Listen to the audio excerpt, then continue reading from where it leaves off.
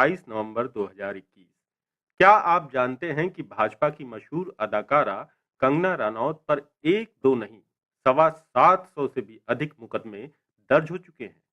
क्या आप जानते हैं कि भाजपा की मशहूर अदाकारा कंगना रनौत पर ये सारे मुकदमे उनके उस बड़बोलेपन की वजह से दर्ज हुए हैं जो भारत की राष्ट्रीय भावना के चीथड़े उड़ा दे रहे हैं। इस वीडियो में हम कंगना रनौत की चार्जशीट खोलने जा रहे हैं और बताएंगे कि कैसे भाजपा की ये अदाकारा अब एक वेल नोन हिस्ट्री शीटर बन चुकी है। एक साधारण से परिवार में जन्मी इस हिमाचली लड़की ने महज 17 साल की उम्र में बॉलीवुड में अपना मकाम बनाने की शुरुआत कर दी थी।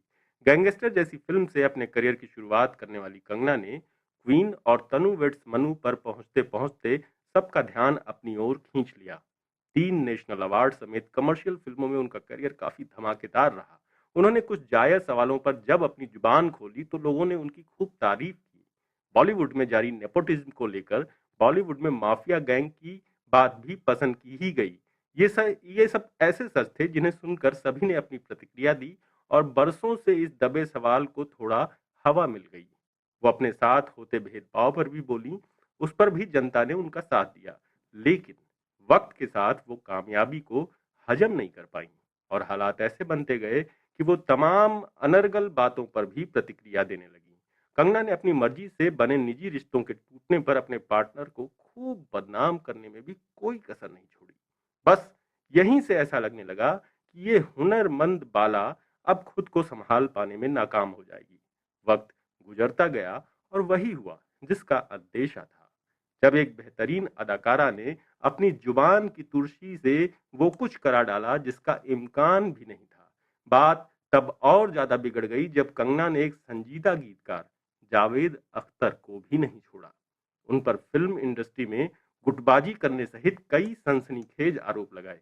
जावेद अख्तर कंगना के बयानों से काफी नाराज हुए और उन्होंने कंगना के खिलाफ मानहानि का मुकदमा दर्ज किया।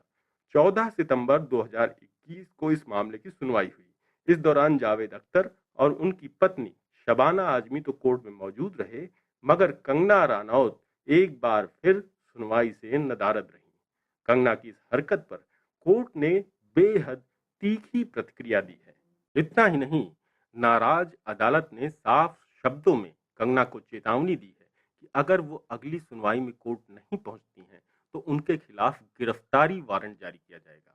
कंगना ने पिछले साल अपने एक ट्वीट में मुंबई की तुलना पाकिस्तान प्रशासित कश्मीर से कर दी थी, जिस पर काफी बवाल मचा था। आपको वाजे है कि कंगना प्रधानमंत्री मोदी और बीजेपी की विचारधारा का खुलकर समर्थन करती हैं।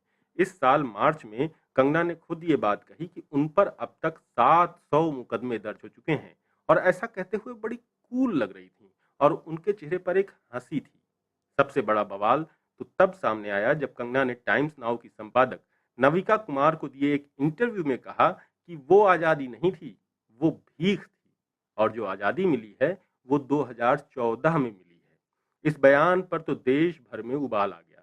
जगह जगह मुकदमे दर्ज किए जाने लगे। एक्ट्रेस कंगना के खिलाफ राजस्थान के 3 जिले अजमेर, जोधपुर और सिरोही में कांग्रेस पार्टी के नेताओं ने केस दर्ज करवाए हैं। साथ ही अपने बयान पर माफी मांगने के लिए कहा है। अपील की जा रही है कि सरकार उनसे पद्मश्री सम्मान छीन ले। इसके बाद उन पर अजमेर के सिविल लाइन थाने में केस दर्ज हुआ। कांग्रेस की महिला नेता रागिनी चतुर्वेदी का कहना है कि कंगना के बयान से देश के अमर शहीदों का अपमान हुआ है। ये बयान देशद्रोह की श्रेणी में आता है। ऐसे में कंगना रनौत के खिलाफ रिपोर्ट दर्ज कराई गई है।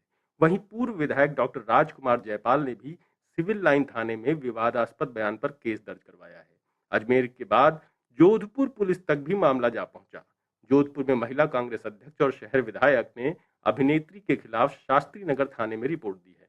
विधायक ने अपनी शिकायत में पुलिस विभाग से फिल्म अभिनेत्री कंगना रनौत के खिलाफ भारतीय दंड संहिता यानी इंडियन पीनल कोड की धाराओं में और आईटी एक्ट की धाराओं में मुकदमा दर्ज करके आवश्यक कार्रवाई करने की अपील की है। इधर सिरोही में कोतवाली थाने में महिला कांग्रेस प्रतिनिधि मंडल की जिला अध्यक्ष हेमलता शर्मा के नेतृत्व में एफआईआर दर्ज करवाई है। इस मामले में कंगना की इस हरकत को देशद्रोह बताते हुए इंडियन पीनल कोड की विभिन्न धाराओं में मामला दर्ज करने का अनुरोध किया गया है। आपको मालूम ही है कि कंगना को ट्विटर ने बर्खास्त कर रखा है, लिहाजा वो इंस्टाग्राम और कू पर ही है। इसी साल पश्चिम बंगाल चुनाव के बाद हुई हिंसा पर ट्वीट की वजह से उनका अकाउंट सस्पेंड कर दिया था, Twitter account. Bar and bench website के मुताबिक आम आदमी पार्टी की राष्ट्रीय कार्यकारिणी की सदस्य प्रीति मेनन ने इस मामले में मुंबई पुलिस से एक शिकायत करके एफआईआर दर्ज करने की मांग की है। गौर करने वाली बात है कि बयान देते वक्त कंगना को इस बात का एहसास भी था। उन्होंने खुद कहा था कि अब मेरे खिलाफ 10 और एफआईआर दर्ज होंगे। कंगना के बयान पर राजनीतिक प्रतिक्रिया भी खूब आ रही है।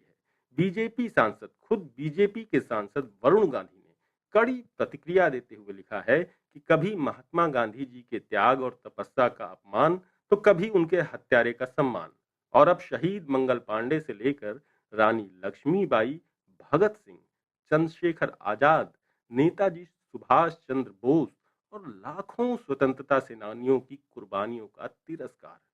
मैं इस सोच को पागलपन कहूं या फिर देशद्रोह। वरुण गांधी के इस बयान को काफी लोगों ने रीट्वीट किया है। वरुण गांधी पीलीभीत से सांसद हैं और बीजेपी के मेंबर भी हैं, लेकिन पिछले कुछ समय से पार्टी के केंद्रीय नेतृत्व के विरुद्ध काफी आक्रामक रहे हैं। इससे पहले किसान आंदोलन से लेकर गन्ना किसानों की नाराजगी जैसे कई मुद्दों पर उन्होंने सोशल मीडिया के जरिए प्रत्यक्ष और परोक्ष रूप से अपनी ही पार्टी पर निशाना साधा है, जिसके बाद से उन्हें हाल में गठित हुई राष्ट्रीय कार्यकारिणी में जगह भी नहीं दी गई। वरुण गांधी के अलावा यूथ कांग्रेस के राष्ट्रीय अध्यक्ष बी श्रीनिवास ने भी ट्वीट करके कंगना के बयान पर नरेंद्र मोदी से जवाब मांगा है। उन्होंने कहा है कि ऐसे लोगों को पद्मश्री दिलाने वाले मोदी जी जवाब दें, क्या हम कुर्बानियों में मिली आजादी के 75वें वर्ष का जश्न मना रहे हैं या आपके भक्तों के मुताबिक भीख में मिली आजादी का। वीर सावरकर पर बोलते हुए कंगना ने कहा कि उन्हें उनका सही हक नहीं मिला, उनके साथ अन्याय हुआ। केंद्र सरकार की ओर से सुरक्षा मुहैया कराने से जुड़ी रिपोर्टों के सामने आने के बाद कंगना ने ट्विटर पर देश के गृह मंत्री अमित शाह को शुक्रिया भी कहा। कंगना ने कहा कि ये सबूत है कि अब किसी देशभक्त आवाज को कोई फांसीवादी नहीं कुचल सकेगा। मैं अमित शाह जी की आभारी हूँ।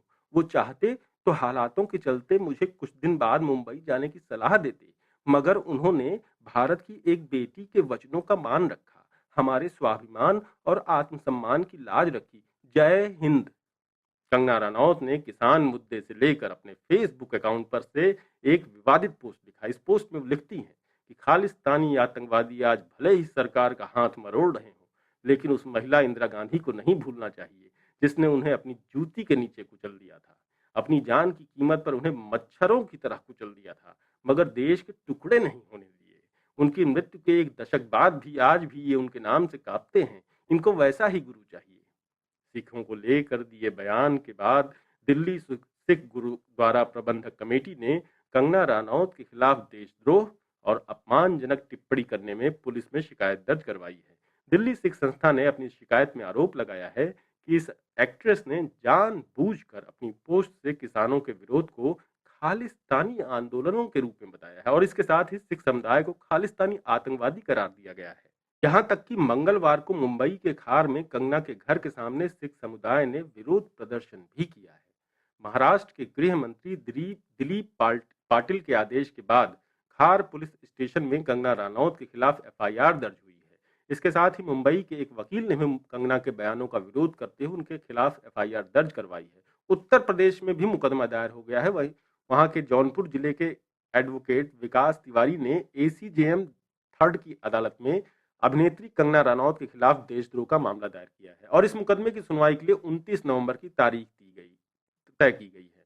बता दें कि विकास तिवारी ने अदालत में अधिवक्ता अवधेश तिवारी और अवनी चतुर्वेदी के जरिए अभिनेत्री के खिलाफ मुकदमा दायर किया है। उन्होंने अभिनेत्री के खिलाफ आरोप लगाया है कि 11 नवंबर 2021 को सुबह 9 बजे परिवादी ने विभिन्न समाचार पत्रों और चैनलों और सोशल मीडिया पर देखा और सुना और पढ़ा कि कंगना रनौत ने सन 1947 में मिली आजादी को भीख बताया है और यहां तक कि उन्होंने ये भी कहा है कि भारत को असली आजादी सन 2014 में मिली है।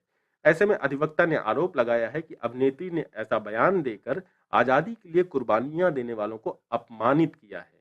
वहीं कंगना रनौत ने समाज में उत्तेजना और उन्माद को बढ़ावा दिया है। उन्होंने ऐसा बयान दिया है कि जिससे देश की एकता और अखंडता पर प्रतिकूल प्रभाव पड़ेगा और देश गृह युद्ध की तरफ जाए।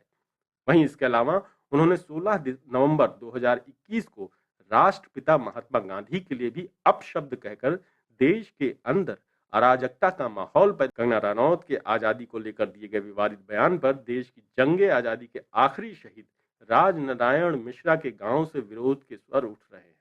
कंगना के विरोध में स्वतंत्रता संग्राम सेनानी परिवारों के लोगों ने अपना मुंडन करा लिया। इन लोगों ने कंगना के बयान पर को लेकर देशद्रोह का मुकदमा चलाए जाने की मांग की है।